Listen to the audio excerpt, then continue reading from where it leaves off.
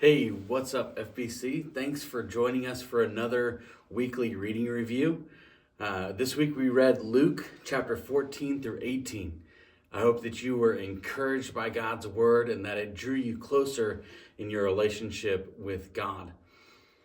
We had so much packed into our reading this week, but the thing that stood out to me the most was the parable of the prodigal son. And that's one of my all-time favorite parables that Jesus teaches, and there's just so much packed into that parable, and so that's really where I want to focus our attention this week.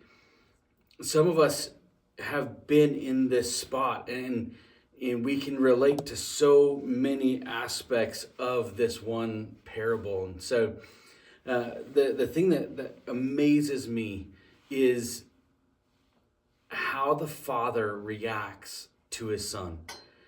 Now obviously, the reaction at the end of the parable is probably the most powerful, but even throughout this parable, where the son goes to the father and essentially tells him, "Dad, I wish you were dead, so that way I could have your money, I could have the stuff that's coming to me, and I could go on and I could live my own life." Or the fact that the father gives the son the property, and the son completely rejects the father and leaves and wants nothing to do with the family home, or with the family business, and the father continues to love his son. See, what we don't understand is culturally the father was well within his rights to disown his son, to treat him as if his son were dead, the same way that the son was treating the father.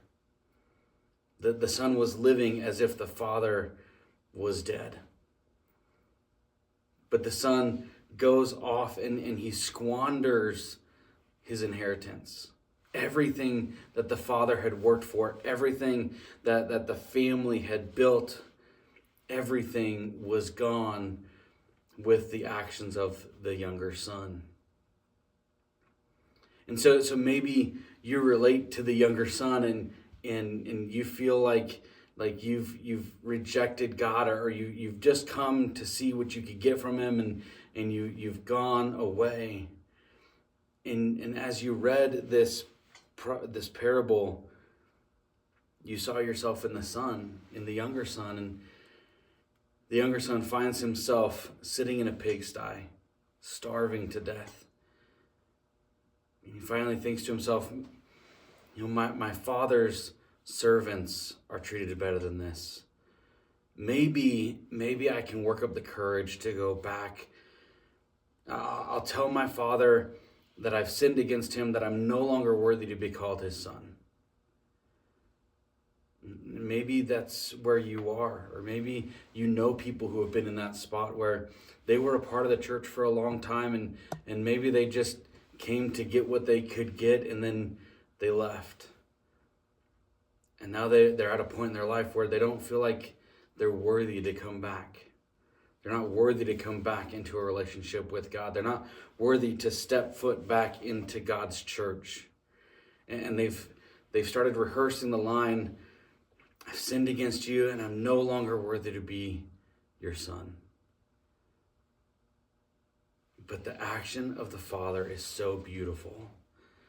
Join me back in the Luke chapter 15, verse 20. The son has finally worked up the courage. He's come back to the father. In verse 20 says, "And he arose and came to his father. But while he was still a long way off, his father saw him and felt compassion, and ran and embraced him and kissed him. And the son said, 'Father, I have sinned against heaven and before you. I'm no longer worthy to be called your son.' But the father said to his servants, 'Bring quickly the best robe and put it on him, and bring a ring and put it on his hand, and shoes on his feet, and bring the fattened calf and kill it, and let us eat and celebrate, for this son of mine was dead and is alive again. He was lost and is found.' And they began to celebrate." See, we don't realize is that when we get to that point where we're ready to come back, the Father has been waiting for our return. I love it. It says, while he was still a long way off, while the Son was still far away from the Father saw him. It says that the Father ran. The Father ran. He didn't wait for the Son to make it all the way home. You can almost hear him interrupt his son as the son is reciting that line that he's rehearsed. Father, I've sinned against you. And he says, no. You are my son. Welcome home. Let's celebrate. See, those of us who have felt far off from the Father, who maybe we've found ourselves in a spot where we don't know if we're worthy to come back to God. We're not worthy to come back to his house, the church. I'm telling you, if you would be brave enough to even stand up and make a step, you would see that the Father has been watching and waiting for you to come back. And filled with compassion, he runs after you. And he celebrates your return. But there's another character in the story. And maybe this is who you related to more. You see, the father actually had two sons. And there's a son who has been working and working and working. And he's seen the rebellion of his little brother. And he's continued to be faithful, and he's continued to serve, and he's continued to do everything right. He's followed the rules.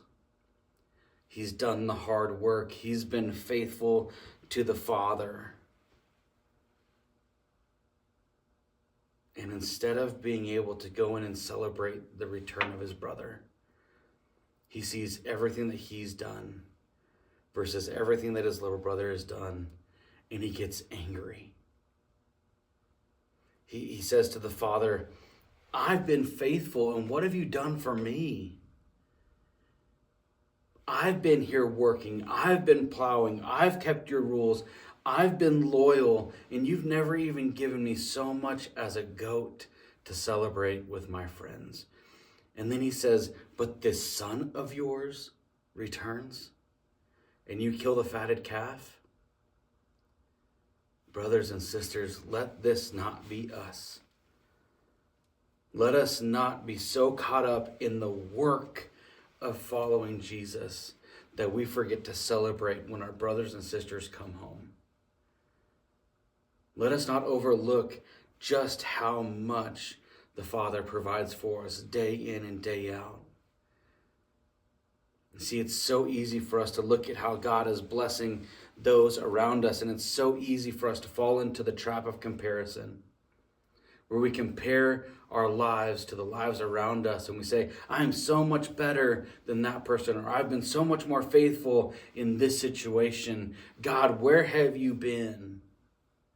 And we overlook just how good he's been to us every day. And we miss the opportunity to celebrate.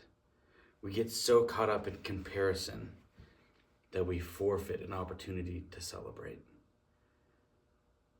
Church, let's celebrate the new people who are coming into our church. Let's celebrate the new families. Let's celebrate the new salvations. Let's celebrate the baptisms. Let's celebrate week in and week out those who are coming back, instead of comparing how faithful we've been versus how rebellious they've been. You see, the older son may have seemed loyal, but he was just as selfish as the younger son. He was just as self-focused. His response to the Father shows that his rule keeping was all about what he could get out of it. That's what legalism leads us to, is self-righteousness. It's all about me.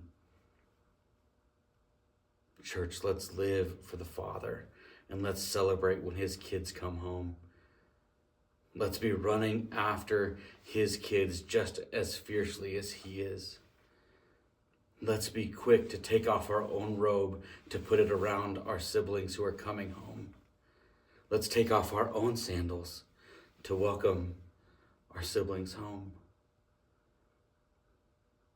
Let's give up our own reasons to celebrate our siblings coming home.